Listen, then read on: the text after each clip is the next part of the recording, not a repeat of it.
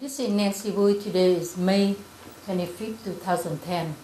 It is at IRCC office at 1445 Coast Circle at San Jose, California. I am going to interview Miss Cao Ánh Nguyệt. This is a part of 500 Oral History Project. Thưa chị có thể cho biết tên và năm sanh của chị không? Dạ vâng, tôi tên là Cao Ánh Nguyệt, tôi sinh năm 1951. Dạ. Thưa chị sinh trưởng ở nơi nào? Tôi sinh ở thành phố Đà Lạt, ở vùng cao nguyên đó. Chắc chị có nhiều kỷ niệm với Đà Lạt lắm, chị có thể kể một trong những kỷ niệm mà chị nhớ nhất thời gian chị sống ở Đà Lạt không? Vâng, tôi sinh ra ở thành phố này thì tôi sống những cái ngày thơ ấu đầu tiên trong cuộc đời của tôi ở đây. Thì những cái năm đó chúng tôi còn quá nhỏ đó. Sau đó thì gia đình tôi di chuyển về miền Trung ở một thành phố biển là thành phố Quy Nhơn. Tuy nhiên những ngày đầu đời ở Đà Lạt thì tôi có rất là nhiều kỷ niệm đẹp. Gia đình tôi, ông cụ thân sinh tôi là làm trong ngành hỏa xa, cho nên chúng tôi sống trong một cái cité dành cho công chức của ngành hỏa xa. Đó là một cái khu nhà, những cái khu nhà rất là đẹp. Hình như nó được xây cất từ thời Pháp thuộc đó. Thì trong khu nhà tôi ở đó thì trên những cái vùng đồi núi cao thấp có những cái dốc rất là đẹp. Thì những hình ảnh đầu đời của tôi đó là tôi sinh ra ở một cái nơi mà tôi thấy là có những cái kỷ niệm rất là êm đềm. Tôi được đi học trong một cái trường và những cái ngày đầu tiên đó là những cái ngày mà đến trường đó là những kỷ niệm rất là đẹp. Tôi đi trên những cái con dốc để đến trường cùng với mẹ tôi. Rồi chị biết rồi, thành phố Đà Lạt thì là hoa cỏ rất là đẹp. Những cái kỷ niệm mà tôi nhớ mãi đó là trên đường tôi đi học thì có rất nhiều hoa, chẳng hạn như hoa hướng dương, hoa tỉ muội và rất là nhiều những cái kỷ niệm đẹp. Mà có lẽ những cái kỷ niệm mà đầu đời mà tôi nhớ nhất đó là mà tôi thích nhất là một hôm đó trường học của tôi đã được hân hạnh đón tiếp một cái vị khách.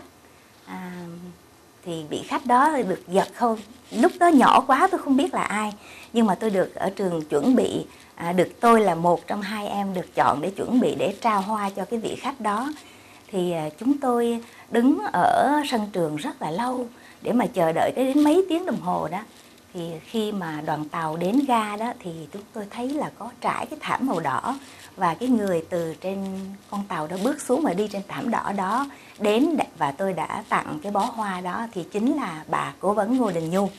Đó là cái kỷ niệm rất đẹp của tôi. Wow. Vâng, tôi được hân hạnh tặng cho bà cái bó hoa, lúc đó tôi còn bé lắm, được khoảng 6-7 tuổi thôi. Thì bà đã xoa trên đầu tôi và cái hình ảnh đó làm cho tôi nhớ hoài và rất là thích thú. Dạ vâng. Thưa, rồi sau đó thì chị có đi tìm hiểu bà Ngô Đình Nhu không, và chị nghĩ gì về bà Ngô Đình Nhu? Thì là lúc đó mình bé quá thì hình ảnh của mình đó là chỉ là một cái người mà sau đó thì tôi có tìm hiểu về bà, thì cũng lịch sử đã ghi chép lại rất là nhiều. Thì bà thời đó bà được xem như là một vị đệ nhất phu nhân, vợ của ông cố vấn Ngô Đình Nhu. Sau đó thì khi mà biến động xảy ra thì bà đã rời Việt Nam. Thì khi lớn lên rồi bây giờ thì thỉnh thoảng tôi mới đọc được những cái bài viết về cuộc đời của bà hiện tại. Thì thật sự tôi chú ý về cái cuộc sống của bà hiện tại nhiều hơn. Thì tôi được biết là qua bài viết của ông Phạm Phú Thứ đó, thì hiện bây giờ bà đang sống ở bên Pháp, sống một cuộc sống rất là thanh đạm trong một cái tòa nhà nhỏ mà của một vị ân nhân nào đó đã cho bà. Bà sống ở trong một cái căn phòng rất là đơn sơ, hầu như là không có một cuộc sống rất là đạm bạc, và hình như bây giờ bà chú trọng nhiều đến vấn đề tôn giáo. Hàng ngày bà đến cầu nguyện ở nhà thờ và bà đang viết những cuốn sách, và tôi rất là ước ao được đọc những cái cuốn sách đó, những cuốn hồi ký đó của bà. Hình như bà viết được bằng tiếng Pháp, tiếng Anh và cả tiếng Việt. Thưa chị thì tên của chị là Cao Ánh Nguyệt. Họ Cao thì cũng không phải là một cái họ mà coi như là có nhiều người có ở của người Việt có. Yeah. Có cái gì đặc biệt ở trong dòng họ, hay là tên middle của chị là Ánh Nguyệt thì có cái gì đặc biệt không thưa chị? Thưa chị, họ Cao thì thật sự là cũng là một cái họ bình thường, dạ. Nhưng mà đó là bên nội của tôi. Nhưng mà thật sự cái dòng họ mà làm cho tôi cảm thấy rất là hãnh diện thì chính là bên ngoại, chứ không phải là bên nội. Là vì bà ngoại của tôi đó là thuộc dòng hoàng tộc, dạ, là hoàng tộc. Và mẹ của tôi đó là ông ngoại của tôi đó, tức là ông cụ Võ Liêm đó, tức là một trong 4 vị tứ trụ triều đình ngày xưa. Dạ. Của triều Nguyễn, dạ, cuối vâng, triều Nguyễn của triều Nguyễn đó. Thì ví dụ như trong tôi không có nhớ lắm, nhưng mà thế này là trong 4 chức mà của 4 vị tứ trụ triều đình ở trong triều đó, thì ông ngoại tôi là giữ một cái chức vụ. Ông ngoại tôi là thượng thư bộ lễ và bộ công, và ông được phong cái chức là Đông Các đại học sĩ. Chẳng hạn như lúc bấy giờ trong triều đó là về 4 vị tứ trụ ở trong triều đó là có 4 cái chức vụ khác nhau, thì ông được phong là một trong 4 chức vụ đó, Đông Các đại học sĩ. Dạ. Thưa chị, thế chị cũng rất quan tâm cũng như là có một cái niềm hãnh diện về coi như họ những người trong thân tộc của mình. Dạ vâng. Vâng, thưa chị thì cái điều đó nó có cái ảnh hưởng gì trong cái cuộc đời sau này của chị không? Giả dụ như nghĩ rằng mình là người trong hoàng tộc, những người thuộc vua quan thì mình như thế nào đó, phải sống như thế nào đó? Dạ thưa chị, cái điều đó cũng là cái điều mà rất suy tư của tôi. Tôi muốn nhân đây để nói một chút xíu về cái dòng họ vua chúa đó. Là vì tôi nghĩ rằng cái này nó cũng có thể là bây giờ thì những cái dòng họ này đã suy tàn rồi, nhưng tất cả nó đã đi vào lịch sử đó. Thì tôi cũng muốn cho các em về sau đó nó cũng biết một chút xíu về những cái vấn đề này. Chẳng hạn như cái đời vua Minh Mạng đó, thì ông đã đặt ra 4 cái câu thơ. Thì 4 cái câu thơ đó cứ mỗi một chữ thì lấy tên cho một cái họ. Chẳng hạn như là câu đó là Miên Hường Ưng Bửu Vĩnh, Bảo Quý Định Long Trường, Hiển Năng Kham Kế Thuật, Thế Thoại Quốc Gia Xương. Ví dụ như ông cậu tôi đó là Ưng, thì con của ông không phải là Ưng gì đó mà là phải là Bửu, và cháu của ông sẽ là Vĩnh. Ví dụ như ông là Ưng Khoa chẳng hạn, thì cháu ông đó sẽ phải là Bửu Vĩnh, Bửu gì đấy, và cháu ngoại của ông sẽ là Vĩnh gì đó. Bởi vậy cho nên là cứ theo cái thứ tự như vậy đó, thì vua không, mà cái họ chung đó là họ Nguyễn Phước tộc, nhưng mà mỗi một cái đời đó thì lại lấy một cái họ khác. Và đã được vua Minh Mạng đặt trước như vậy rồi. Đặt trước một bài thơ như vậy. Cho nên chúng ta thấy là sau cái vua Khải Định thì lại là ông Bảo Đại. Dạ. Thành ra thường là cái dòng họ này nó cha truyền con nối là cái dòng họ như vậy. Thì bây giờ thì tôi không biết là sau khi đã những cái chế độ quân chủ đã suy tàn rồi, nhưng mà có lẽ thì người ta cũng vẫn trong cái dòng họ vẫn là duy trì cái họ như vậy. Thì ông ngoại của tôi đó thì là ngày xưa là ông là một vị quan trong tứ trụ trong triều đình đó, là ông cụ Võ Liêm đó. Thì cái chức của ông đó là đầu tiên đó là ông là giáo sư pháp văn, rồi về sau đó thì ông được bổ đi làm tri phủ ở Bồng Sơn, rồi án sát Bình Thuận, rồi án sát Hà Tĩnh, rồi tham tri bộ binh, rồi đến tuần phủ Hà Tĩnh, tổng đốc Bình Định, và cuối cùng là chức thượng thư bộ công, bộ binh và bộ lễ. Và ông được phong cái chức là hiệp tế đại học sĩ. Thì cái này nó đã có ghi chép trong lịch sử đó. Trong cái bài viết về lược sử tên họ của những người Việt của ông Nguyễn Vi Khanh đó, thì trong các phần thì nói rất rõ về ông ngoại của tôi. Thì chẳng hạn như ngày xưa đó nó có 4 cái chức ở trong triều, như là Văn Minh đại học sĩ, Võ Hiển đại học sĩ, Cần Chánh đại học sĩ, Đông Các đại học sĩ. Thì ông ngoại của tôi là Đông Các đại học sĩ. Dạ vâng. Và nó có cái ngũ tước, tức là chẳng hạn như công tước, hầu tước, bá tước, tử tước, nam tước. Thì ông ngoại tôi được phong là tử tước Xuân Hòa. Dạ. Thì cái dòng họ như vậy. Thưa chị, thì những người mà được phong như thế là họ phải có những cái coi như là cái điều kiện như thế nào? Họ là con cháu của vua hay là họ là những người tài đã qua các cuộc thi và đậu hay như thế nào, chị có thể nói thêm không? Như ông ngoại tôi đó thì mở đầu là ông đi dạy về pháp văn. Rồi sau đó ông cứ lên chức từ từ là tri phủ rồi lên tuần vũ, và ông cứ thăng chức như vậy. Thì tôi nghĩ là do cái công sức của ông, do những cái cố gắng nỗ lực của ông. Thưa chị, cái sự liên hệ giữa chị với gia đình, ba má ông bà của chị có chặt chẽ không, và chị có những cái kỷ niệm gì với ông Võ Liêm không? Ông cụ Võ Liêm. Dạ, thưa chị thế này, ông ngoại tôi đó thì đã mất từ lâu lắm rồi, từ khi mẹ tôi còn để 7-8 tuổi cơ. Thành ra những hình ảnh về ông đó là tôi chỉ được biết qua bà ngoại tôi mà thôi. Thì luôn luôn bà kể cho tôi nghe những cái điều về ông. Thì tôi có một bà ngoại tôi là vợ thứ, rồi có một bà mẹ, bà đích tôn nữa. Thì bà đích tôn đó mới sinh ra một cái bà là tôi gọi bằng dì đó. Thì bà đó chính là bà phi cuối cùng của Triều Nguyễn. Và ông ngoại tôi đã đưa bà đó vào để tiến cung. Và bà đó chính là vợ của ông vua Khải Định. Là bà cũng là một trong những cái bà phi tần cuối cùng của Triều Nguyễn. Thì thưa chị thế này là sở dĩ thì bà là người tôi tiếp xúc nhiều. Và hầu như là những cái ngày cuối cùng mà ở Sài Gòn đó thì tôi đã khăng khít với bà. Và khi bà mất, chính tôi là cái người đã chôn cất bà. Tôi là đứa cháu rất là thân cận với bà. Cho nên qua bà tôi biết được tất cả những cái hình ảnh về dòng họ, về những cái truyền thống gia đình. Bà kể cho tôi nghe về ông ngoại của tôi, kể cho tôi nghe những cái ngày bà sống ở cung đình. Cho nên tôi có một cái ước mơ là khi nào mà mình đã retire rồi đó, thì tôi muốn viết lại một cuốn sách để kể lại những cái ngày cuối cùng của bà. Vì tôi là người rất thân cận với bà. Bà tên là bà Võ Thị Tám. Nhưng mà cái tước khi mà bà được tiến cung vào trong triều đó thì là bà là tân. Chẳng hạn như nó có 4 cái chức ở trong triều, đó là hậu, rồi phi, rồi tân, tài, rồi cung nữ. Thì khi bà được đưa vào triều đó thì bà được phong là Tân Du. Và sau đó thì bà sẽ được tấn phong thành ra phi. Thì chỉ còn 3 tháng nữa là bà lên chức phi đó thì bà đã xin ra ngoài. Là bởi vì bà dì tôi khi đưa tiến cung vào cho ông vua Khải Định đó, thì bà sống trong cung được 4 năm. Thì ông vua Khải Định mất. Thì khi vua Khải Định mất thì bà sống thêm được chừng khoảng 3 năm ở trong cung nữa. Thì bà xin ra ngoài. Thì bà kể cho tôi nghe rất nhiều kỷ niệm.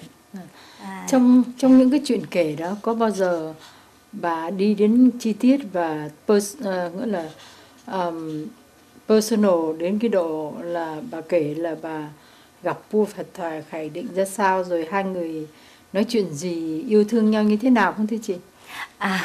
Cái điều đó thì rất là tế nhị. Cái điều đó tôi nghĩ là bà ngoại tôi đó là người hay theo dì tôi vào trong cung đó. Thì bà ngoại tôi kể. Chứ còn chính bà đó thì chưa bao giờ bà kể. Là bởi vì dù sao bà vẫn còn có một cái khoảng cách. Tại vì tuy bà ra đời rồi nhưng mà bà vẫn là cái người mà sống rất là bà vẫn còn mơ màng về những cái ngày huy hoàng cũ của mình đó. Thật sự gặp bà đó là có nhiều người còn phải gọi là bẩm bà nữa. Đi ngang trước mặt bà thì phải cúi đầu nữa. Nhưng mà vì tôi còn nhỏ lắm, bà nghĩa là coi như bà săn sóc mình, bà chơi với mình từ nhỏ, cho nên tôi cũng không có cái nỗi sợ hãi đó. Chứ những người lớn hơn thì đến gần bà tôi vẫn thấy có một cái khoảng cách. Họ không có phải là giống như là thân thiện, không được phép thân thiện, phải nói là không được phép thân thiện. Thì tôi được nghe bà ngoại tôi kể về những cái ngày mà huy hoàng cả một cái cung đình tráng lệ như vậy đó. Thì có những cái phong tục, chẳng hạn như mỗi bữa sáng đó thì tất cả các bà phi tần cung nữ đều phải trang điểm thật đẹp để vào để chầu vua, để gọi là vấn an đó, gọi vua là ngài chứ không có chồng, nhưng mà phải gọi là ngài. Thì vấn an ngài đó thì các bà sắp hàng như vậy đó, thì vua Khải Định ngồi trên ngai vàng, thì các bà đi ngang và nói là vấn an ngài, hôm nay ngài có được khỏe không, thì ông chỉ gật đầu rồi ông phẩy cho đi thôi. Như vậy là chị thấy rồi là cái cuộc sống vợ chồng của vua và các bà phi nó chỉ như vậy thôi. Thì chắc là mình cũng coi trong phim ảnh hay là mình đọc được trong sách báo thì mình cũng thấy cuộc đời của các bà rất là tội nghiệp. Phải nói là sống những tháng ngày tuy là nhung lụa nhưng mà rất là gần như là cô đơn, rất là hẩm hiu. Bà có bao giờ than một tiếng gì như là buồn lắm hay là cô độc cô đơn lắm hay thế nào? Hình như bà không được phép bày tỏ cái tình cảm đó. Không được phép bày tỏ ngay tình cả cảm chuyện đó. Bà đã ra ngoài sống bao nhiêu năm rồi, bà cũng vẫn rất ít khi nói. Hầu như bà, tất cả những cái chuyện đó nó gọi là bí mật cung đình. Mình cũng không dám khai thác, mà cũng không được nghe bà kể nhiều nữa. Nhưng mà bà rất là tài hoa. Tại vì bà ngoại tôi kể là trước khi mà đưa bà vào để tiến cung cho ông vua Khải Định đó, thì ông ngoại tôi phải rước một ông thầy từ bên Tàu sang để dạy cho bà 100 món, bà là cách thức để làm 100 món ăn, vừa bánh mứt vừa nghĩa là đủ 100 món, và cầm kỳ thi họa đủ hết, dạy cho bà về đàn, về hát, về những cái lễ nghi cung cách khi mà bà vào trong cung đó. Thì bà ngoại tôi kể, cho nên bà rất là khéo tay, bà làm bao nhiêu là bánh mứt. Và bà ngoại tôi kể là giống như trong cái bài mà ông thầy đó dạy đó, thì cái món sau cùng đó là một cái món bánh rất là khó. Cái món đó nó chỉ làm bằng bột nếp thôi, nhưng mà bà phải nặn một cái hình là một cái bánh là gọi là lưỡng long chầu nguyệt, có nghĩa là nắn cái hình hai con rồng rồi nó ôm lấy một cái hình mặt trăng đó, gọi là lưỡng long chầu nguyệt. Phải hoàn thành xong cái ổ bánh thật to như vậy. Và thì coi những cái khóa học của bà mới hoàn thành 100 món ăn, 100 món vừa bánh mứt vừa nấu ăn như vậy. Yeah. Thành ra về sau đó, khi mà chấm dứt cái triều, sau cùng là triều vua Bảo Đại chấm dứt đó, thì bà ra sống ở ngoài đời rồi. Thì bà dì của tôi là giáo sư dạy nữ công ở trường Gia Long. Là nhờ có cái khoảng thời gian mà bà được dạy dỗ cho về những cách nấu ăn đó. Thưa chị thì triều Nguyễn tàn rồi, và chị cũng là một trong những người có cái liên hệ máu mủ với triều Nguyễn, thì chị thấy rằng con cái sống như thế nào. Bởi vì ngày xưa thì vua còn trên ngôi vị thì chắc là được cung cấp đầy đủ, nhưng mà sau này thì hầu như cũng phải đi ra ngoài để lo việc sinh sống. Thì chị thấy rằng có khó khăn lắm không? Có cái gì đặc biệt chị cần muốn nói ra không? Dạ vâng, tôi nghĩ là sau khi mà rời cung đình rồi đó thì hầu như cuộc sống của họ rất là khó khăn. Về trước đó họ sống là được nhờ những cái sự trợ cấp đó. Nó có cái trợ cấp hàng tháng, mà giống như bà dì tôi là được trợ cấp mãi cho đến khi chế độ Cộng sản vào thì mới cắt cái trợ cấp đó. Vì nền đệ nhất Cộng hòa và đệ nhị Cộng hòa người ta vẫn tiếp tục trợ cấp cho những người mà ở trong cung đi ra, chẳng hạn như bà dì tôi. Còn những người khác thì tôi nghĩ là không, cho nên họ phải ra, họ cũng tự sinh sống bình thường như những người ở ngoài đời như mình mà thôi. Như bà dì được chu cấp có được nhiều không so với lương công chức? So với lương công chức tôi nghĩ là bà đủ sống. Và những cái ngày cuối đời của bà dì tôi đó thì bà được Đức Từ Cung đó cho bà một căn nhà, cũng có 3 tầng. Thì khi mà Cộng sản mà vào chiếm miền Nam đó, thì đó là những ngày cuối cùng của bà rất là tội nghiệp. Thì cái căn nhà đó gần như là bị tịch thu. Thì bà thấy bà bơ vơ không có chỗ ở đó, thì họ cho bà ở lại trong căn nhà đó, nhưng mà bà phải lên ở trên sân thượng á. Tức là cái phòng ở trên sân thượng đó là hồi xưa chỉ dùng để mà chứa tất cả những cái kho đồ đạc thôi. Thì giờ bà phải sống ở trên đó suốt ngày như vậy, rất là nóng nực. Ở trên thì là mái tôn, rất là nóng mà không có một cái tiện nghi nào hết cả. Cho nên những ngày cuối cùng của bà sống đó tôi rất là buồn, rất là đau buồn. Nhưng mà bà thì lúc nào cũng sống rất là vô tư. Tại vì bà quen với lại là cái cuộc sống mà xung quanh đã có kẻ hầu người hạ đó, không phải lo gì về vấn đề kinh tế cả. Cho nên cái nếp sống của bà nó vẫn cứ như vậy. Thì sau đó thì thời gian sau thì khi Việt Cộng vào đó thì là bà không có được trợ cấp nữa. Thì thỉnh thoảng đó là bà được ông vua Bảo Đại ở bên Pháp là trợ cấp cho bà. Cho nên mỗi lần tôi đến thăm bà đó thì bà thường hay bắt tôi viết thơ cho ông Bảo Đại lắm. Thì khi bà còn minh mẫn thì bà đọc cho tôi viết. Rồi xong bà đưa cái địa chỉ thì tôi gửi sang Pháp. Thì mỗi một lần như vậy thì thỉnh thoảng ông gửi tiền về chu cấp cho bà. Dạ. Về sau khi bà yếu rồi thì là bà không đọc được nữa, thì bà bảo tôi tự viết, thì tôi cũng ngại quá, cho nên những ngày sau thì tôi ít viết lắm. Dạ. Thưa chị thì trong nội dung thì bà nói gì với vua Bảo Đại? Thì bà dùng những cái ngôn ngữ mà rất là buồn cười, giống như là ngày xưa vậy đó. Bà cũng xưng bà là một bà phi tần như vậy đó. Rồi nói là ngài, phải gọi là ngài, vì dù sao ông vẫn là vua. Ngài có được khỏe không? Dạo này sức khỏe của ngài như thế nào này? Đó, thì hỏi cuộc sống của ngài ra sao? Thì cuộc sống của tôi hiện nay là rất là như vậy đó. Thì có khi nào ngài nghĩ gì đến tôi không? Hay là ngài có bao giờ nghĩ rằng có một ngày nào ngài về Việt Nam hay không? Văn chương của bà rất là hay, bà làm rất nhiều bài thơ hay lắm. Và tôi vẫn còn giữ được những cái bài thơ mà có cả bút tích của bà đó. Dạ vâng. Thì tôi nghĩ rằng đó cũng là những cái tài liệu rất là quý giá. Và bà có những cái cây đàn mà ngày xưa bà mang vào cung đó. Thì đàn tranh á, cẩm sờ cừ rất là đẹp. Thì bà còn để lại cho một đứa cháu, và bà có tặng cho tôi một cái hộp nhỏ mà gọi là để đựng đồ nữ trang đó, màu đen, và có khắc những cái hoa văn rất là đẹp. Thì tôi khi sang Mỹ này thì tôi được mang theo cái đó. Dạ vâng. Thưa chị, thì như chị nói ban nãy đó là khi mà năm 1975 đó, khi mà người Cộng sản vào chiếm miền Nam đó, thì họ coi như bỏ những cái chu cấp, rồi họ có bạc đãi gì với bà không, hoặc với gia đình, với bà không, và với gia đình của hoàng tộc nói chung không? Tôi nghĩ là họ đến nỗi là họ không biết bà là ai. Họ không biết bà là ai nữa kìa. Nghĩa là chỉ có những cái người mà ở trên cao họ chủ trương là tịch thu cái nhà đó đó thì họ còn biết bà là ai. Còn những cái người mà họ cấp cho ở chung với bà, cấp cho cái căn nhà đó, họ cấp cho tầng 1 thì một gia đình khác, tầng 2 là một gia đình khác, thì những người đó họ chả biết bà là ai.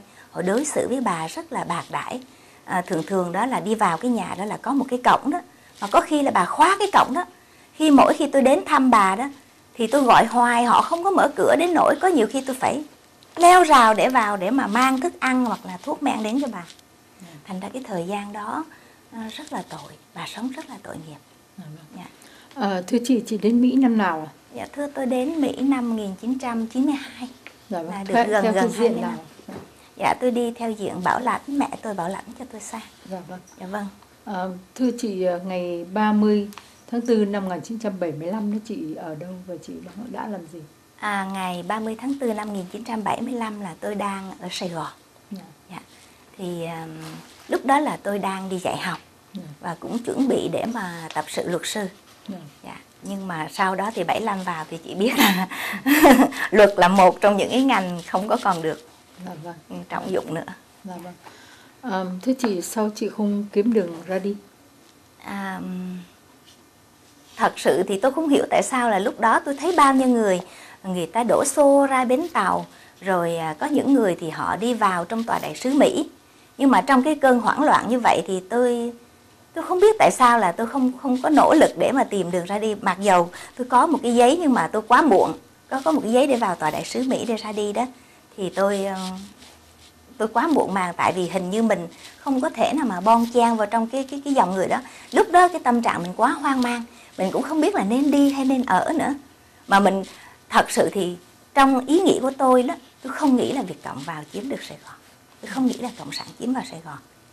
Cho nên đến khi mà mình nhận thức ra được điều đó thì có lẽ cũng đã quá muộn rồi. Ngày 30 tháng 4 là khi đó thì pháo kích vào trong thành phố, rồi bao nhiêu cái chuyến bay đã đi vào giờ chót như vậy, thì mình không thể nào là trong những người hành khách sau cùng đó được. Thành ra tôi phải kẹt lại. Dạ. Thưa chị, thì chiến tranh Việt Nam đó, mình ý muốn nói là cái cuộc chiến tranh từ năm 54 cho tới năm 75 đó, nó cũng làm xáo trộn nhiều gia đình riêng với gia đình chị. Và sau đó chị có thể cho biết hoàng tộc của hoặc Triều Nguyễn nó có những cái ảnh hưởng gì khác với những gia đình khác không? Tôi thấy về sau đó là họ hình như họ không có muốn người ta nghĩ họ là hoàng tộc nữa. Tại vì có những người trong hoàng tộc họ phải làm, trước kia đó là họ cứ nghĩ là họ ở một cái vị thế cao trong xã hội, họ được trọng dụng, họ được đó là quần chúng tôn kính. Nhưng về sau này khi mà cái triều Nguyễn nó đã suy tàn rồi đó, sau khi ông Bảo Đại mà thoái vị rồi đó, thì nó tan tác hết. Mỗi người phải ra để chọn lấy cho mình một nghề. Cho nên nhiều khi họ muốn giấu cả cái thân thế ngày xưa của mình. Chẳng hạn như họ làm những cái nghề mà họ nghĩ là không thích hợp với cái địa vị của họ, cho nên họ không muốn nói ra nữa. Cho nên họ làm tất cả đủ mọi ngành nghề. Và tôi nghĩ là họ thường hay giấu đi những cái lý lịch ngày xưa của mình. Vì ngày xưa đó là một cái điều để là họ là một vinh dự và một điều hãnh diện. Nhưng mà về sau này thì họ chẳng hạn như là họ phải nhận những cái công việc mà nó không có được cao ở trong xã hội, thì họ có một cái mặc cảm. Cho nên thường là họ không nói đến những ngày xưa đó nữa, những ngày huy hoàng đó nữa. Thì cũng nhân đây cũng kể chị nghe những cái chuyện chẳng hạn như là đó là cảm giác của tôi thôi. Chẳng hạn như ngày nhỏ đến lớn đó, thì tôi thường hay được nghe bà ngoại tôi kể về những cái ngày huy hoàng ở trong triều. Thì đối với tôi hình ảnh đó là những cái cung đình đó là rất là tráng lệ, nó đẹp như là những cái câu chuyện cổ tích vậy. Cho nên tôi vẫn mơ được bước vào trong những cái cung đó để mà cung điện đó để coi thử coi như thế nào. Thì sau 1975 thì tôi lập gia đình với nhà tôi, thì nhà tôi cũng là người miền Trung, người Huế. Thì tôi nhân một cái lần mà về thăm gia đình bên chồng đó, thì nhà tôi mới đưa tôi vào để mà thăm cái đền đài cung điện ngày xưa. Bây giờ Cộng sản họ biến nơi đó thành một cái khu du lịch rồi, để tất cả mọi người đều có thể vào thăm được. Thì khi tôi vào đó thì tôi hoàn toàn thất vọng. Tất cả những cái điều mà bà ngoại tôi và mẹ tôi kể cho tôi, hay gì tôi kể cho tôi nghe ngày xưa đó, thì nó đã hoàn toàn trái với lại là cái điều mình suy nghĩ. Chẳng hạn như ngày xưa tôi nghĩ là ngai vàng thì phải rất là lộng lẫy, hay là cung điện thì phải là giác vàng, giác bạc, hay là bà ngoại tôi kể là có những cái cành vàng lá ngọc nữa, cành nó bằng vàng, lá bằng ngọc thật đó. Nhưng bây giờ thì tôi vào thì tôi thấy cái cảnh nó điêu tàn quá, nó hoang tàn quá, đúng là cả một cái sự gì sụp đổ. Cho nên nó làm cho mình nhớ lại một cái câu thơ, hai câu thơ của bà Huyện Thanh Quang. Hai câu đó là dấu xưa xe ngựa hồn thu thảo.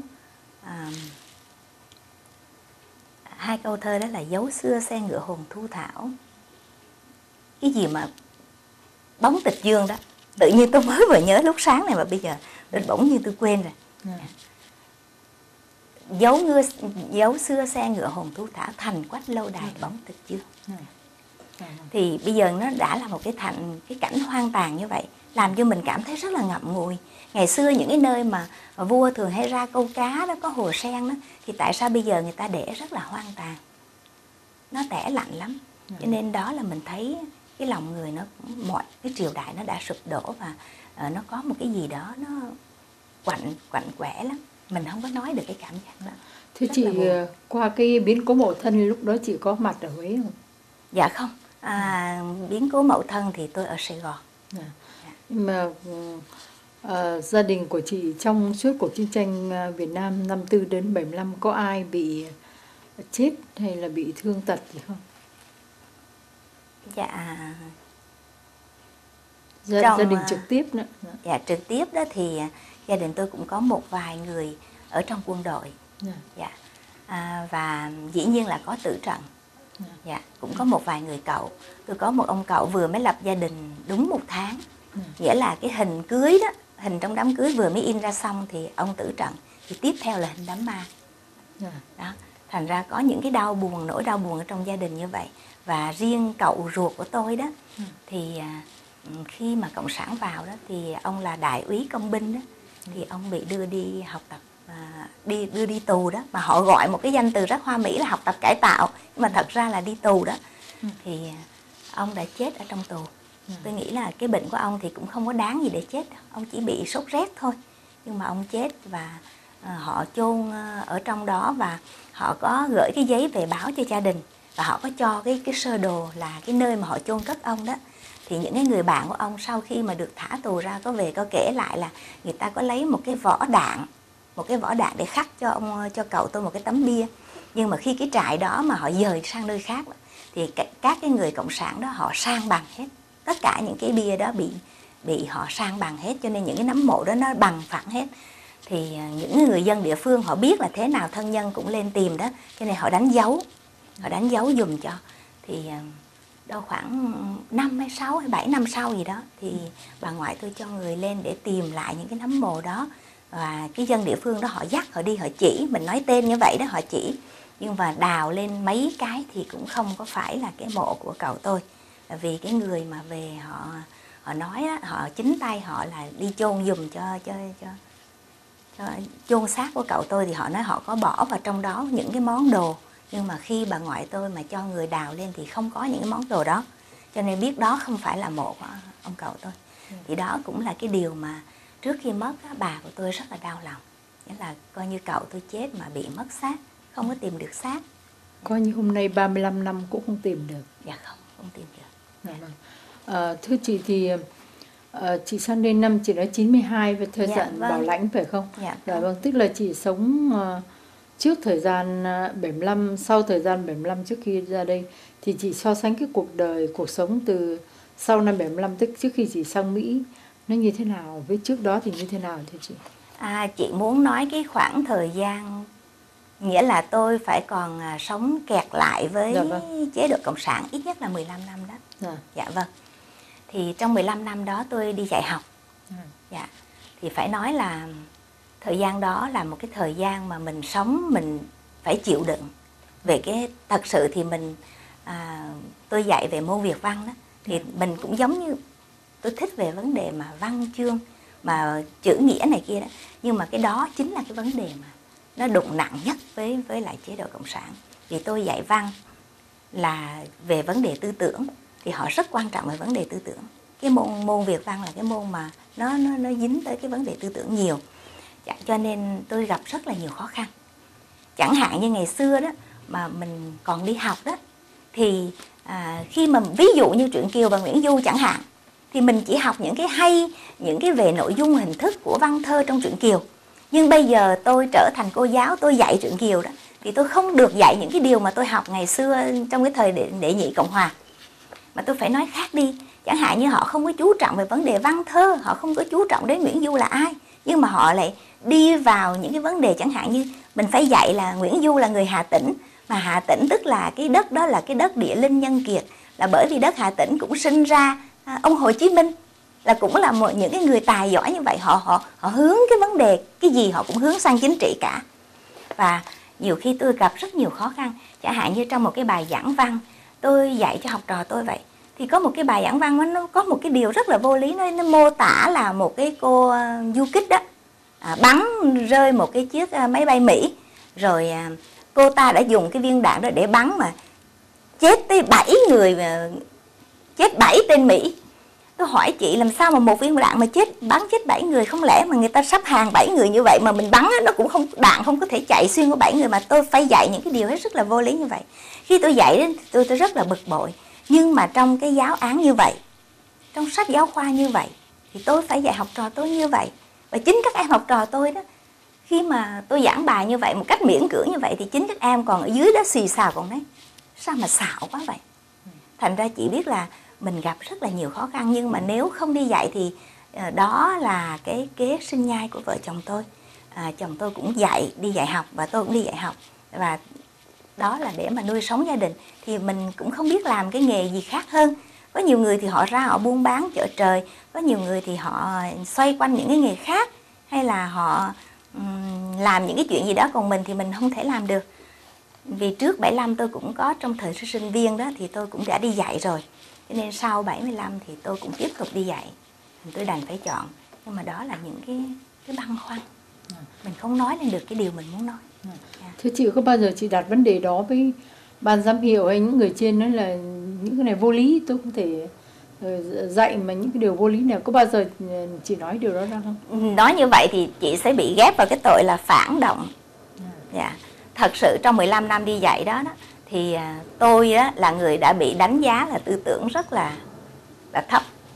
Họ đánh giá tôi tư tưởng không có giống như là họ gọi là hồng đó, hồng chuyên đó, hồng và chuyên. Hồng tức là những người có tư tưởng mà cách mạng, còn chuyên tức là có những chuyên môn trong cái ngành mình dạy đó. Thì tôi chuyên thì có thể có, nhưng mà hồng thì chẳng bao giờ. Là vì họ biết, họ coi cái lý lịch, họ biết trong dòng họ mình như vậy, là cái hoàng tộc Triều Nguyễn đó. Rồi mẹ tôi lúc đó lại đang sống ở Mỹ nữa, cho nên dĩ nhiên là họ không nghĩa là cho mình dạy là may lắm rồi, chứ đáng lẽ có nhiều bạn tôi thì không được dạy nữa. Chẳng hạn như có chồng mà đi học, họ gọi là đi học cải tạo đó, có chồng mà đi tù đó, thì ở nhà những cái người vợ đó họ không cho đi dạy. Thế chị thì chị không được đánh giá là hồng có chuyên, hoặc là chị coi như thành phần mà coi như là không được trọng nhiều lắm, không được trọng dụng, không được trọng dụng lắm, thì nó có ảnh hưởng gì đến lương bổng hoặc là cất nhắc hay như thế nào không thưa chị? Dạ có ảnh hưởng chứ chị. Chẳng hạn như trong một đợt đó họ sẽ bình chọn ra những người nào mà có công, họ gọi là có công đó, thì họ sẽ đặt cách để mà tăng lên một ngạch trật chẳng hạn. Thì thường tôi là người sau cùng. Thế chị, cái tình hình chị dạy trước 75, chị dạy sau 75, trong lớp học như thế nào? Các học sinh cái vấn đề gắn bó với thầy cô, vâng lời, hoặc là có cái chuyện liên hệ tốt đẹp như thế nào, so sánh với hai cái thời 75 với lại trước 75 và sau 75? Dạ, cái nền giáo dục trước 75 đó thì là tôi được đi học đó, thì tôi thấy nó có nhiều cái chuyện rất là khác biệt. Chẳng hạn như trước 75 đó, chị nhớ là hồi nhỏ mình đi học mình có cái giờ đức dục, và dạy về lễ phép với thầy cô, hiếu kính với cha mẹ, vân vân, với ông bà, yêu quý ông bà. Rồi có cái giờ công dân thì mình dạy cho mình về luật đi đường, hay là dạy cho mình về cách thức luật pháp này kia vậy đó. Nhưng mà sau 75 thì hầu như hai cái môn học đó nó không có trong cái nền giáo dục của chế độ Cộng sản. Họ không có cái giờ công dân giáo dục, họ cũng không có cái giờ đức dục. Cho nên tôi thấy là cái tình trạng mà về hạnh kiểm của các em đó, nó sa sút. Mà họ lại có những cái đoàn thể, chẳng hạn như các em học sinh phải vào cái gọi là cháu ngoan Bác Hồ đó. Thì những cái đó nó nhồi sọ, nó nhồi nhét các em, nó bắt các em là phải sinh hoạt đoàn thể này kia, nhưng mà nó lại không dạy cho các em cái cơ bản. Mình là tiên học lễ, hậu học văn, ông bà mình là như vậy, hay là tôn sư trọng đạo, là phải yêu kính thầy cô. Thì tôi thấy là nó không được như ngày xưa nữa. Và cái xã hội lúc đó nó phải nói là nó hỗn loạn. Chính gia đình các em đó, bố thì bị đi tù, mẹ thì phải chạy ra buôn bán ngoài chợ trời để lăn lóc ngoài xã hội để sống. Cho nên nhiều khi các em nó trong gia đình nó không có được giáo dục nữa. Rồi ở trường cũng không có được dạy về những cái môn đó, những cái môn học đó, chỉ dạy những cái môn khác thôi. Hoàn toàn môn công dân và môn đức dục thì tôi thấy họ không có dạy.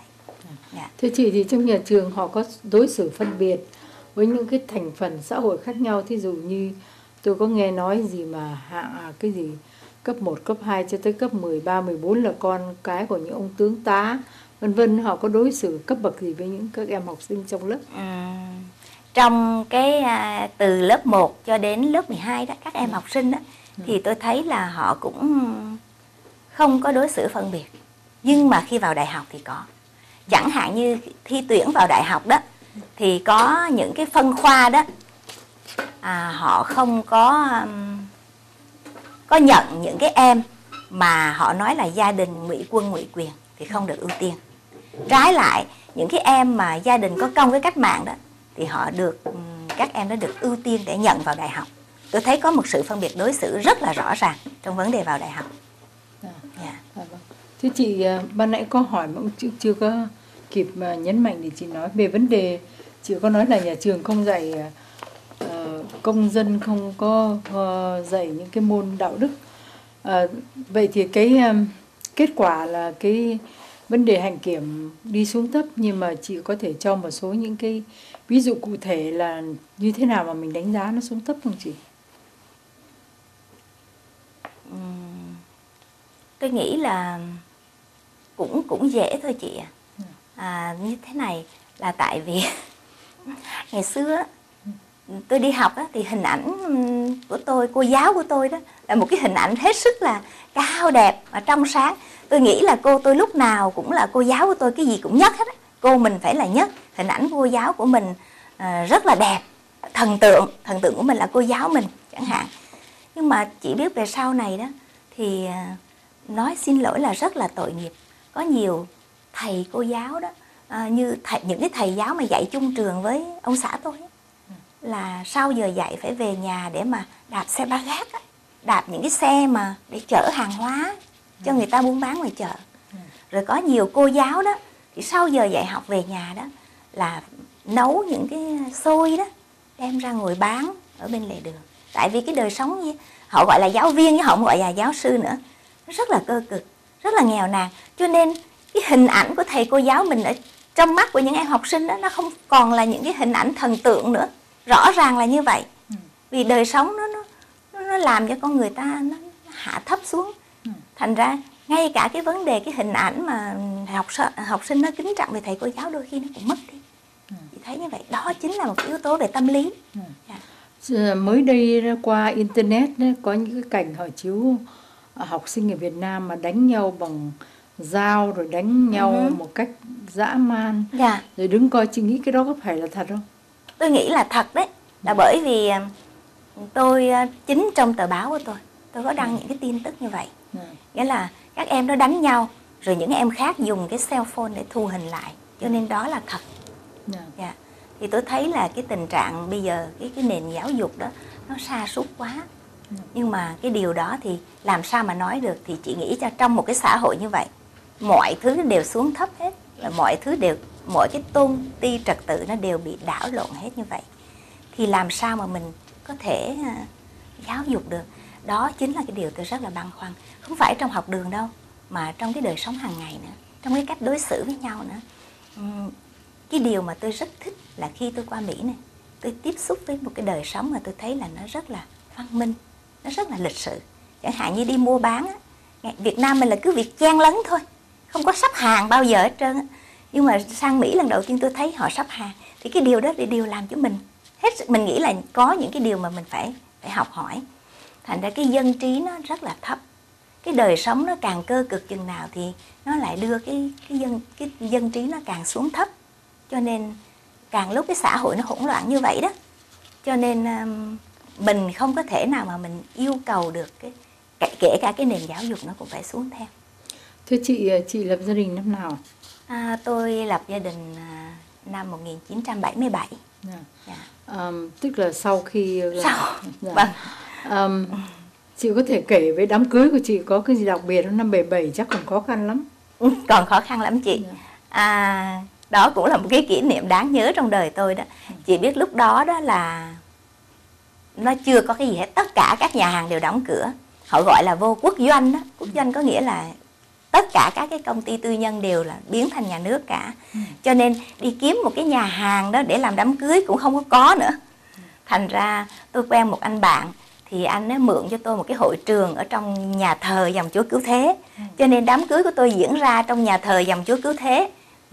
Nhưng mà thật sự là vì chúng tôi không phải là người có đạo, nhưng mà lại làm trong nhà thờ là vì mượn cái hội trường của nhà thờ đó để làm đám cưới. Còn phim ảnh cũng không có luôn nữa. Lúc đó năm 77, nghĩa là tất cả những cái gì cũ á, thì cái chế độ cũ để lại đó thì nó không có còn nữa. 2 năm sau khi 75 đó là năm 77 thì không còn. Đến mà một cuốn phim màu để mà chụp hình đám cưới đó cũng không có. Cho nên trong lớp tôi có một cái cô bé học trò đó, nó biết là cô giáo sắp đám cưới, mà bố của nó thì lại làm phóng viên, cho nên bố nó mới được phép mua những cái cuộn phim màu đen trắng. Thế là nó về nó nói với bố đó, nói là bố có thể mua giúp cho cô giáo con một cuốn phim được không? Thành ra bố nó mới mua giùm cho tôi một cuốn phim đen trắng. Cô Đắc, tôi nhớ như vậy. Chị thấy nó thiếu thốn đến như vậy. Thành ra trong đám cưới của tôi thì chỉ có chụp được một cuốn phim đen trắng. Còn một cuốn phim màu thì nó chả có ra màu mè gì hết trơn. Cuốn phim màu đó là cuốn phim mà còn sót lại của một thợ chụp hình đó. Thì ông ấy chụp cho tôi, thành ra tôi được một cái hình đen, một cuốn là đen trắng, một cuốn là hình màu, mà nó rất là mờ. Và thì dĩ nhiên là tôi cũng phải cố gắng để mà duy trì lại cái hình ảnh của đám cưới chứ. Thì tôi nhớ là tôi đã kiếm được một cái áo sơ-ri trắng. Lúc đó rất là khó khăn để kiếm ra cái sơ-ri trắng đó. Thì tôi đã mặc cái áo đó, rồi cũng như là cài một cái vòng hoa bằng vải màu trắng, hoa vải trắng đó. Thì cái hình ảnh cô dâu đó là hình ảnh rất là bình thường của cái miền Nam mình ngày xưa đó. Thế nhưng mà khi tôi mặc cái bộ đó trong cái lễ cưới đó, thì những cái bà cán bộ ngoài Bắc á, bà cứ trầm trồ, bà nói chứ mặc đồ gì mà lạ thế nhỉ, mặc đồ gì lạ thế nhỉ. Nhưng mà đó là hình ảnh của một cô dâu bình thường. Thành chị thấy là những cái người mà miền Bắc đó, họ giống như là họ chả biết gì cả. Khi vào miền Nam họ thấy cái gì cũng lạ lắm. Ngay đến một cái áo cưới của cô dâu mà họ cũng rất là trầm trồ, họ không biết tôi mặc cái gì. Còn tiệc cưới thì sao? Tiệc cưới thì giống như là các chị ở trong trường đó, mỗi người làm giúp cho tôi một món. Rồi các master ở trong nhà thờ dòng Chúa Cứu Thế cũng làm giúp cho mỗi người một món, và họ mang vào như vậy đó. Rồi thì tôi mới đi ra ngoài, giống như ra ngoài khu chợ cũ là chợ trời đó, thì mình tìm mua những cái chén dĩa giấy, những cái khăn giấy cũ đó, để làm một cái tiệc cưới rất là đơn sơ. Nhưng mà đều rất là vui, là bởi vì có tất cả các anh chị em đồng nghiệp ở trong trường của tôi, rồi trong trường của nhà tôi. Nhưng số người tham dự cho bao nhiêu chị? Chắc là cũng khoảng 200 người, 200-300 người. Là vì giáo viên dạy trong trường cũng đã hết cả 100 người rồi. Thưa chị, cái năm 77 mà chị dạy học đó thì chắc chắn là chị có tiếp xúc với những người phụ nữ hay là những thầy cô giáo ở miền Bắc được đưa vào. Vâng. Chị có thể nhận xét gì về họ, nhận xét về vấn đề khả năng về vấn đề chuyên môn cũng như là cái đời sống hay là cái cách tiếp xúc của họ, chị có thể cho biết nhận xét của chị không? Dạ. Về vấn đề chuyên môn đó thì chắc chắn là họ sẽ không được đào tạo những cái trường chính quy như ở trong miền Nam mình đâu. Dạ. Chẳng hạn như trong trường đó nó có cái hiệu trưởng đó thì phải là một đảng viên. Họ phải là một đảng viên thì mới được là hiệu trưởng. Còn thường hiệu phó đó là đặc trách về giáo dục đó, thì có thể họ sử dụng lại một người của chế độ cũ. Bởi vì người hiệu phó là làm nhiều công việc lắm, lo về vấn đề học vụ, lo về vấn đề hành chánh và lo về vấn đề giáo dục đó trong trường đó, thì họ đặt cho một người hiệu phó. Thì hiệu phó đó có thể không phải là một người của đảng viên, nhưng hiệu trưởng phải là một đảng viên, hay là một người chủ tịch công đoàn phải là một đảng viên. Và trong trường như vậy họ có một cái chi bộ đảng, thì những người đó họ họp hành với nhau. Thì tôi thấy thường như bà hiệu trưởng của tôi thì hình như cũng không có bằng tú tài nữa. Nghĩa là không có bằng tú tài đôi nữa. Tức là bà là hiệu trưởng của trường trung học. Hiệu trưởng của trường chị, trường của tôi dạy đấy. Dạ. Đó là trường trung học không chị? Vâng, trường trung học. Mà không trung có bằng tú tài. Trung học. Nghĩa họ không gọi trung học tiểu học như mình nữa, mà họ gọi là cấp 1 và cấp 2, cấp 3. Cấp 1 đó tức là tiểu học đó. Còn cấp 2 đó là trung học đệ nhất cấp, và cấp 3 là trung học đệ nhị cấp đó. Thành ra chị biết là cái vấn đề điều hành nhân sự nó rất là khó khăn. Bởi vì bà là hiệu trưởng nhưng mà bà không có bằng cấp gì cả, nhưng mà bà lại phải điều khiển những cái người mà toàn là đã tốt nghiệp đại học của chế độ cũ. Thành ra nhiều khi cũng gặp những cái khó khăn. Nhưng mà dĩ nhiên thì thường ở trong trường đó thì chia ra những cái nhóm đó là nhóm âm thầm với nhau thôi. Chẳng hạn như một nhóm chúng tôi là gồm có những người mà được đào tạo từ chế độ cũ đó, thì mình sinh hoạt thì thường là mình có những cái điều riêng tư gì thì mình thổ lộ với nhau. Còn trong những cái buổi họp chung, chẳng hạn như họp hội đồng của nhà trường, thì mình không có được phát biểu hay không có được nói gì hết. Bởi vì chị nói cái gì sai đường lối là hoàn toàn không được. Bởi vì khi mà chị đã làm trong ngành giáo dục rồi là tức là coi vấn đề tư tưởng rồi, mà nói sai đường lối thì rất là nguy hiểm. Chắc chắn là chị biết là không ai dám. Vì mình nói sai thì có thể là mình có thể là bị loại ra khỏi ngành giáo dục. Nhiều khi mình còn bị ảnh hưởng đến vấn đề an ninh của mình nữa. Thành chúng tôi nhiều khi không dám. Thưa chị có thể cho biết là ông xã của chị làm nghề gì không? Dạ, trước năm 1975 đó thì nhà tôi là giáo sư phụ khảo của Đại học Sư phạm Huế. Rồi ông không phải đi học tập hay sao? Dạ không. Rồi sau đó thì có một thời gian nhà tôi là làm tổng thư ký cho Nhật báo Công luận. Thưa chị, thì khi sang đây đó thì chị bắt đầu cuộc đời lại của chị bằng cách nào? Phải nói là tôi có một cái thời gian chờ đợi để mà được sang đây đến 10 năm. Vì mẹ tôi bảo lãnh tôi năm 82. Và đến 92 thì cái hồ sơ đó mới hoàn tất và tôi mới được sang đây. Cho nên trong 10 năm đó thì tôi cũng đã được nghe nhiều về nước Mỹ, về đời sống ở bên Mỹ. Thì thật sự là tôi không có ảo tưởng gì sang đây là mình sẽ được sống một cuộc sống sung sướng hay thế nọ thế kia. Và tôi đã chuẩn bị tất cả những cái tinh thần đó. Cho nên những cái ngày đầu thì tôi cũng gặp những cái khó khăn. Và khó khăn mà có lẽ lớn nhất mà tất cả mọi người đều gặp đó là vấn đề về ngôn ngữ. Vấn đề ngôn ngữ. Còn về những cái vấn đề mà phong tục hay tập quán thì mình đã có chuẩn bị tinh thần trước. Mình cũng đã một phần nào gia đình tôi cũng hội nhập được rất là nhanh với cái đời sống mới. Thì sang đây thì nhà tôi bắt đầu làm lại tờ báo. Đó là Tuần báo Chánh đạo. Tôi sang khoảng tháng 2 thì tháng 9 là nhà tôi đã phát hành được cái số đầu tiên. Cũng nhờ quy tụ được một cái số anh em văn nghệ sĩ ở đây. Thì chúng tôi làm tờ báo đó. Còn những cái năm đầu đó thì tôi đi học ở City College. Nhưng mà chủ yếu là chỉ học tiếng Anh thôi. Rồi sau đó thì tôi đi làm cho một cái hãng điện tử. Và sau thời gian làm, sau những giờ làm việc đó thì tôi về giúp nhà tôi trong cái tờ báo Chánh đạo đó. Nhưng mà tôi không giúp về bài vở, mà tôi giúp về vấn đề layout. Thế chị làm báo Việt ở xứ Mỹ có sống được không? Đời sống có khá không? Dạ tùy chị. Có những tờ báo họ sống được, Là nếu như họ thì chị biết rồi, báo chí ở đây thì chỉ sống bằng quảng cáo thôi. Đó là một cái điều rất là nghịch lý khác với cái Việt Nam của mình ngày xưa, là báo mình bán nhưng mà báo bên này thì chỉ có đi phát không, là đi cho người ta thôi. Thì có nhiều báo đó thì nếu mà mình có nhiều quảng cáo đó thì mình sẽ sống được bằng nghề báo.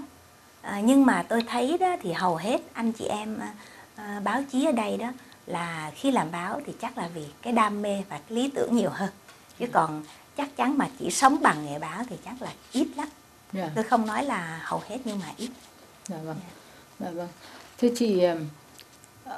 chị là một người phụ nữ rồi cũng trải qua rất nhiều cái thời chính trị khác nhau, rồi gia đình cũng nằm trong hoàng tộc. Tức ý muốn nói là cái lên và cái xuống nó rất nhiều. Chị làm thế nào để mà coi như là ứng xử với những cái sự thay đổi đó thưa chị? Dạ thưa chị, thế này là trước hết đó là mình phải chuẩn bị cái tinh thần. Cho nên khi mà đã chuẩn bị tinh thần rồi đó thì mình vào cái hoàn cảnh nào đó thì mình cũng có thể là đáp ứng được. Chẳng hạn như sau năm 1975, hai vợ chồng chúng tôi cùng đi dạy đó, thì phải nói là cuộc sống rất là nghèo. Cái lương mà đi dạy lúc đó nó không có đủ sống nếu chúng tôi không có cái sự trợ giúp của mẹ tôi ở bên Mỹ này gửi về. Thì đời sống rất là thiếu thốn. Chỉ có thể tưởng tượng là lương giáo viên đi dạy đó, họ gọi là giáo viên đó, thì chỉ đủ để mà ăn sáng thôi. Thì làm sao mà có thể điều hành cuộc sống để nuôi con. Cho nên tôi vừa mới nói với chị là bao nhiêu người thầy cô giáo phải ra làm thêm những cái nghề nghiệp khác là vậy đó. Nhưng mà vì mình đã chuẩn bị tinh thần rồi cho nên đã từng sống 15 năm trong cái chế độ cộng sản và đã gặp rất là nhiều khó khăn. Nhiều hôm là chẳng hạn như là đến vấn đề lương thực á, mà mình mua dù cho có tiền chị cũng không có đi mua được. Gặp rất là nhiều khó khăn trong cuộc sống. Và mình đã trải qua những cái giai đoạn khó khăn như vậy rồi, cho nên khi qua Mỹ thì dù cho những cái sự khó khăn đến đâu thì chúng tôi cũng vẫn nghĩ rằng cũng vẫn là chịu đựng được. Bởi vì cái ý nghĩ của mình là muốn đưa các con mình nó có một cuộc sống mới. Cái cuộc sống của mình đã trải qua bao nhiêu cái sự mà thăng trầm, trải qua bao nhiêu cái sự thay đổi như vậy rồi, thì chúng tôi muốn là đưa các con sang đây. Việc đầu tiên là để cho các cháu được giáo dục trong cái nền giáo dục của Hoa Kỳ. Các cháu để sẽ thành tài ở đây.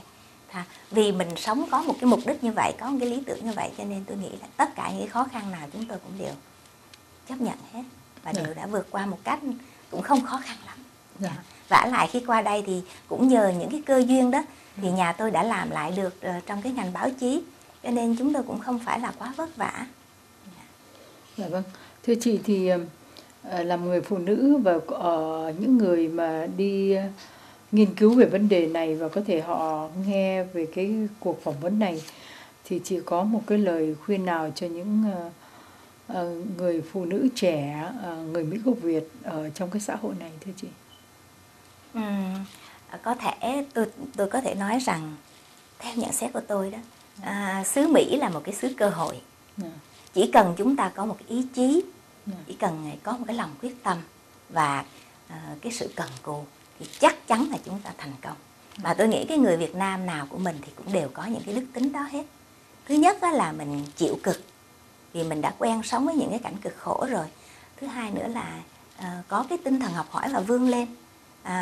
Cái truyền thống của người Việt Nam mình đó là cha mẹ không có để tiền tài của cải lại cho con mà nên để chữ nghĩa. Và xứ Mỹ là xứ cơ hội, chỉ cần các cháu nó chịu học, người nào chịu học hỏi thì đều có bằng cấp, mà có bằng cấp thì có thể thành đạt và có thể có một cái cơ hội rất dễ dàng để tìm được những cái việc làm rất là khá ở đây. Cho nên tôi nghĩ là cái điều mà tôi muốn nhắn nhủ đến với những cái thế hệ sau, và tôi cũng vẫn thường nói với các con tôi đó, là cái gì thì cái nhưng mà mình vẫn phải học. Mình luôn luôn mình phải có những cái kiến thức, phải có bằng cấp thì mình mới vươn lên được trong xã hội này. Vì dù sao nữa mình cũng là những người mà di dân, mình không phải là người Mỹ. Dù cho có bao giờ chăng nữa đi nữa thì mình cũng không thể nào mà chối bỏ được cái cội nguồn của mình vẫn là người Việt Nam. Thành mình vẫn phải duy trì cái truyền thống đó. Và chắc chắn là tôi không nghĩ là người Mỹ họ kỳ thị, nhưng mà cách duy nhất để mà mình vươn lên, để cho người Mỹ họ nể phục mình là mình phải bằng với họ về kiến thức, về trình độ, về những cái công việc, và nhất là cộng thêm những cái tận tụy cần mẫn và trí thông minh nữa. Người Việt Nam mình rất là cần mẫn và rất là thông minh, thì mình sẽ không có thua kém người nào hết. Thưa chị còn có những điều gì muốn chia sẻ với các em nữa không? Dạ, và có một cái điều nữa là đó là về vấn đề kiến thức, về vấn đề trình độ học vấn. Còn về vấn đề mà nó thuộc về vấn đề chẳng hạn như đạo đức đó, thì tôi thấy rằng cái nếp sống ở bên này nó rất là tự do cho các thanh thiếu niên. Thì nó cũng có cái mặt tốt nhưng mà nó cũng có cái mặt xấu. Chẳng hạn như nếu mà tự do mà đi đến cái chỗ mà tự do quá trớn đó, thì nó lại mất đi những cái tập tục cổ truyền. Có thể là tôi là người thuộc thế hệ cũ rồi, cho nên tôi rất là quan trọng cái vấn đề mà truyền thống gia đình, về hôn nhân, về tình yêu.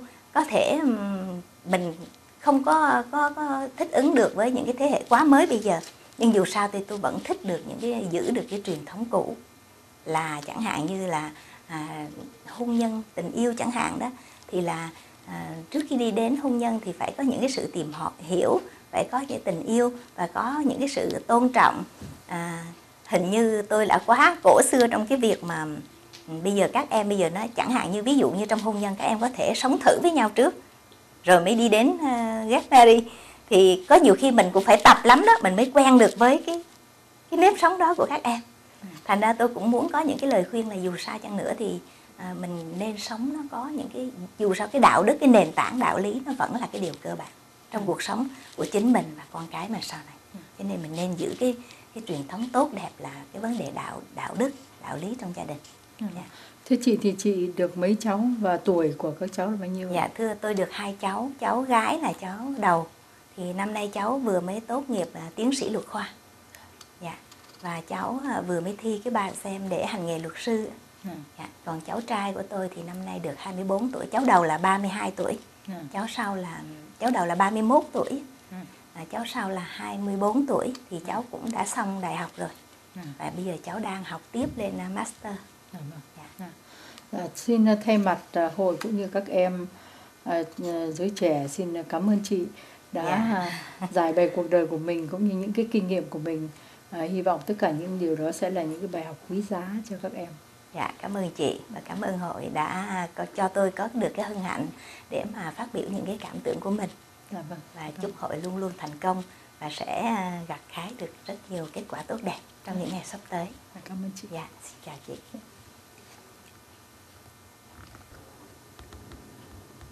Thưa chị, hiện tại công việc của tôi là tôi đang làm chủ nhiệm và chủ bút của một tờ tuần báo, đó là tuần báo Phụ nữ Cali, phát hành ở Nam và Bắc California. Thì đây là một cái tờ tuần báo chuyên đề về phụ nữ, về văn học nghệ thuật. Và cái việc làm của chúng tôi hiện nay là cái nó cũng hơi mới lạ một chút xíu, là cái chủ đề của tôi là mỗi tuần đó thì tôi phỏng vấn và đưa lên một gương mặt phụ nữ.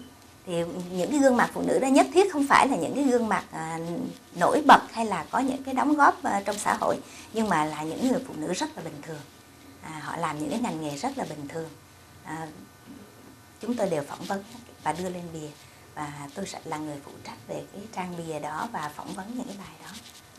Thưa chị, cái sự hưởng ứng như thế nào về cái việc mà mỗi tuần đưa một gương mặt phụ nữ lên, có được cái sự ủng hộ nhiều không và kết quả như thế nào thưa chị? Dạ vâng, thưa chị, tôi được sự hưởng ứng của hầu hết các chị em phụ nữ, bởi vì tất cả mọi ngành nghề tôi đều đưa lên. Ban đầu thì họ rất là mặc cảm, họ nói là chẳng hạn như họ không có cái đóng góp gì hết với lại cộng đồng hay với xã hội thì họ không muốn lên, nhưng mà tôi nói không, chính từ những cái hình ảnh rất là bình thường đó, đó là hình ảnh của người phụ nữ Việt Nam.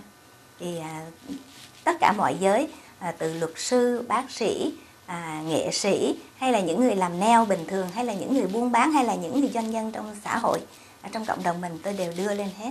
Và họ đều hưởng ứng rất là tích cực. Và dạo này thì họ đã rất là mạnh dạn. Chẳng hạn như có những người họ muốn làm về những cái business, họ giới thiệu về những cái cơ sở họ, thì họ đã tìm đến tôi để được tôi phỏng vấn và giới thiệu lên bìa với tất cả mọi người.